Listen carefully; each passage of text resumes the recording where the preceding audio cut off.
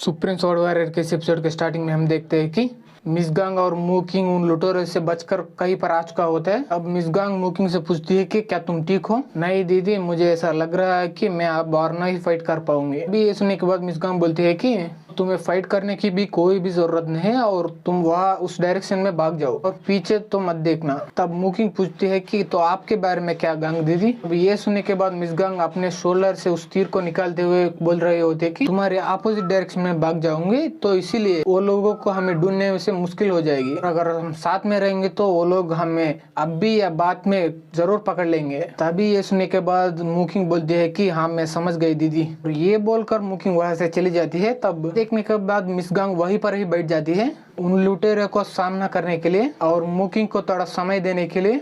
तभी वहां से पीछे से उस टकला बंदा आता है और बोलता है कि ओहो, तुम बैठी हुई हो, क्या तुम भागने नहीं वाली? और क्या तेरे को बूबू हुआ है? भी ये सुनने के बाद मिसगांग पीछे मुड़कर बोलती है कि मैं कहीं भी नहीं भागने वाली और बूबू तो तेरा बाप को होगा। और तभी वो टकला बंदा बोलता है कि क्या तुम मरना चाहते हो? और ये बोलकर उसका स्पिरिट को उसको अटैक करने को भेजता है। तभी मिसगांग अपने मार्शल स्पिरिट से जमीन पर एक अटैक कर देती है और उस अटैक की वजह से जमीन पर पूरी तरह से स्लैश हो जाती है और उस स्लैश में मिसगांग कूद जाती है। तो मार्शल स्पिरिट उस गड्ढे के अंदर नहीं जा पाती क्योंकि वो गड्ढा थोड़ा छोटा था उसके लिए। अभी ये देखता हुआ वो टकला बंदा हंसते हुए बोलता है कि ओह ओह, क्या तुम एक चूहे की तरह छुपना चाहते हो? ये बोलकर वो टकला बंदा उस गड्ढे की तरफ देख रहा होता है। तभी उसके नीचे जमीन का एक टुकड़ा टूट जाता है और उसमें से एक आंख बाहर की तरफ देख रही होती है और वो आंख किसी की नहीं बल्कि मिसगांग की होती है। और मिसगांग अपने मन में सोच रहे होते हैं कि मुईवान के बातों के बारे में। और मुईवान बता रहा होता है कि तुम अपने पावर्स के साथ स्ट्रांग अटैक ही नहीं कर सकते हो बल्कि इसके अलावा कुछ और भी कर सकते हो। जैसा कि वो ड्रैगन ने किया,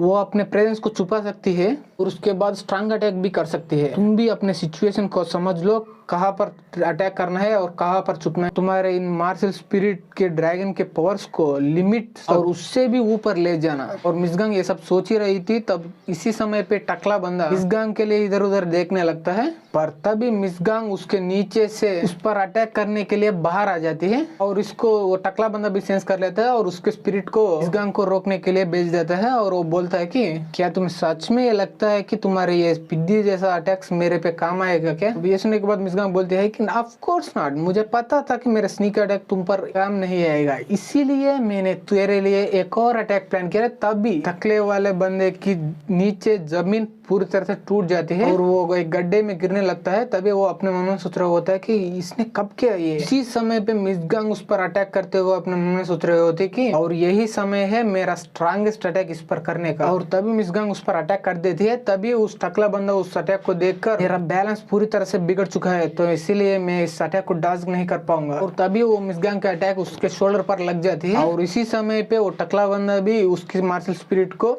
मिसगांग पर अटैक करने के लिए भेज देता है और वो अटैक भी कर देती है और इससे मिसगांग काफी दूर जाकर एक चोटी पर गिरती है। तभी वो टकला बंदा उस गड्ढे से बाहर आता हुआ कहता है कि कमीनी, तेरे हिम्मत कैसे हुई मेरे पे स्नीक अटैक करने का? और वो टकला बंदा ये बोल ही रहा होता है। तभी मिसगांग उस एनर्जी जैसे बना हुआ ड्रैगन को फिर से उस टकले बंदे पर अटैक करने के लिए भेज देती है। और इस अटैक को सेंस करने के बाद उस टकला बंदा उसके मार्शल स्पिरिट को उस ड्रैगन जैसे चीज पर अटैक करते हुए कहता है कि क्या तुम्हें ये लगता है कि अटैक मेरे पे दूसरा बार भी काम करेगा? और तभी उस टकले बंदे वाला स्पिरिट वो ड्रैगन जैसे चीज को चिदरे चिदरे उड़ा डालती है। तभी उस मिसगांग उस चोटी को ब्रेक कर देती है और अपने आप ही उस तालाब में गिर जाती है। गिरता गिरता हुआ कहती है कि बाद में मिलेंगे, तब तेरा माँ बहन एक करके रख दूं मैं। यहाँ पे सीन शिफ्ट होता है कुछ दिन बाद का मुईवान के घर में और वहाँ पे सिटी लॉर्ड इधर उधर चलता हुआ अपने मन में सोच रहा होता है कि अब क्या करूँ, मैं अपने वाइफ को भी कुछ नहीं कर पाया, तो इसका मैं क्या करूँ? और ये सोच ही रहा होता है। तभी मुईवान वहाँ पे आ जाते हैं, पूछता है कि सिटी लॉर्ड आप यहाँ पर क्या कर रहे हैं? तभी सिटी लॉर्ड उसको प्रणाम करते हुए बोलता है मास्टर मुईवान, आपको देख के अच्छा लगा, तो आप फाइनली यहाँ पर आ चुके हो। तभी ये सुनने के बाद मुईवान बोलता है कि आपने मुझे इतना अर्जेंटली बुलाया, क्या एक जरूर काम है क्या? तब सिटी लॉर्ड बोलता है कि उस वेन फैमिली और उनके साथ जाने वाले लोगों पर अटैक हुआ और हमें पता चला कि सारे लोग मारे जा चुके हैं वहाँ पर। ये सुनने के बाद मुईवान चक जाता है और उसका कॉलर पकड़ते हुए पूछता है कि तुम क्या बात कर रहे हो, और मेरे सिस्टर और मिसगांग के बारे में क्या? अभी ये सुनने के बाद सिटी लॉर्ड बोलता है कि उन लोगों का बॉडी हमें नहीं मिला और उनके बारे में हमें अब तक कुछ भी नहीं पता मिला। ये सुनने के बाद मूईवान गुस्से से बोल रहा होता है कि किसके हिम्मत हुई मेरे मू फैमिली के लोगों पर अटैक करके उनको मारने की और उनको लूटने की। तभी वहाँ पे एक बंदा आ जाता है और वो बोल रहा होता है कि वेल ऐसा करने की हिम्मत कुछ ज्यादा लोगों के पास नहीं होती, पर इस फैमिली के एक बंदे के पास है। अब मूईवान पीछे मुड़कर देखता है, तब वो बंदा और कोई नहीं बल्कि मूजियान होता है। मूईवान उसको देखकर बोलता है कि तुम गद्दार का क्या, तुम्हारी हिम्मत कैसे हुई यहाँ पर आने का, क्या तुम मरना चाहते हो क्या? ये सुनकर मूजियान बोलता है कि मैं जरूर इस फैमिली में वापस आऊंगा जब इस फैमिली में एक ट्रेडर आ जाएगा और इस फैमिली को बर्बाद करना चाहेगा। ये तब ये सुनने के बाद मूईवान पूछता है कि तुम्हारा मतलब क्या है? अब ये सुनने के बाद मूजियान सामने से बोलता है कि तुम ही हो वो गद्दार, तुमने ही उस मिसगांग को किडनैप किया और उन सभी विन फैमिली के बंदों को मार डाला। अभी ये सुनने के बाद सिटी लॉर्ड बोलता है कि ओहो तुम ज्यादा ही बोल रहे हो, क्या तुम्हारे पास कोई सबूत है क्या? ये सुनने के बाद मूजियान बोलता है कि मैं इस फैमिली के बारे में सब कुछ जानता हूँ और मूईवान एक घमंडी बच्चा है, इसे हमेशा चिंता होती है कि इससे सब लोग मिलकर कहीं ना कहीं से इस फैमिली हेड के पोजीशन से निकालना दिया जाए। तो इसीलिए ये मूकिंग से जलता था हमेशा और इसीलिए वो हमेशा मूकिंग को कंट्रोल करना चाहता था। और तभी विन फैमिली यहाँ पर आ चुकी है और मूकिंग को लेके जा रही थी। मूईवान को ये जरा भी पसंद नहीं है और वो मूकिंग को अपने कंट्रोल से बाहर होता हुआ देखकर उसे पूरी तरह से गुस्सा आ गया। तो इसीलिए उसे रास्ते में निपटाने के लिए सोचा और वो वही किया। तब ये सुनकर मूईवान बोलता है कि वाह वाह वाह, क्या स्टोरी सुनाई तूने, तुम्हें एक राइटर बनना चाहिए और तुम्हें ऑस्कर जल्दी ही मिलेगा।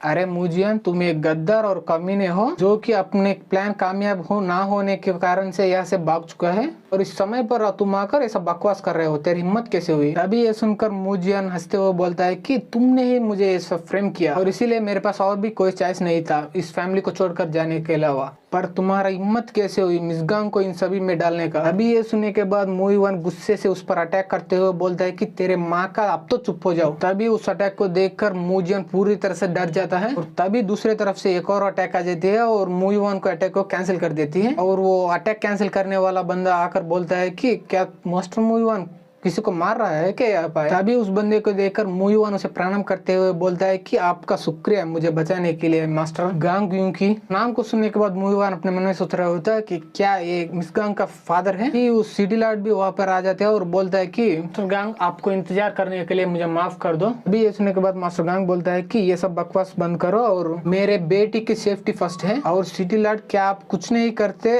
जब एक सस्पेक्ट विटनेस पर अटैक कर रहे होते? तभी ये सुनने के बाद मूईवान बोलता है कि ये क्या मैं सस्पेक्ट हूँ क्या? मास्टर गांग आप इस गद्दार के बातों में यकीन कर रहे हो और मुझ पर शक कर रहे हो और वो भी कोई एविडेंस के बिना। ये सुनने के बाद मास्टर गांग बोलता है कि मैं कभी बातों पर यकीन नहीं करता और वो अपने गार्ड्स को ऑर्डर देता है कि उसे यहाँ पर लेके आओ और तभी वो गार्ड वहाँ से SR बोल के चले जाता है। और मिस्टर गांग फिर आगे बोलता है हमारे बंदों ने ऑलरेडी तुम्हारा मू फैमिली पे सर्च करना चालू किया। तभी ये सुनने के बाद मूईवान बोलता है कि क्या आप मेरे परमिशन के बिना मेरे फैमिली पे सर्च करोगे? क्या आपको नहीं लगता कि ये मेरा बेइज्जती करने के समान है? सुनने के बाद मिस्टर गांग बोलता है कि ये इमरजेंसी सिचुएशन है और मेरा बेटी का सेफ्टी के अलावा मैं और कुछ परवाह नहीं करता हूँ और वो के हाथों में उस मिसगांग के तलवार के मयान होता है और इसे दिखाकर बोलता है कि यही है मेरा प्रूफ, मेरे बेटी ने इस तलवार को मेरे से लिया जब यहाँ पे आने वाली थी और ये एक डिवाइन वेपन है, पर अब इसका मयान ही रह चुका है।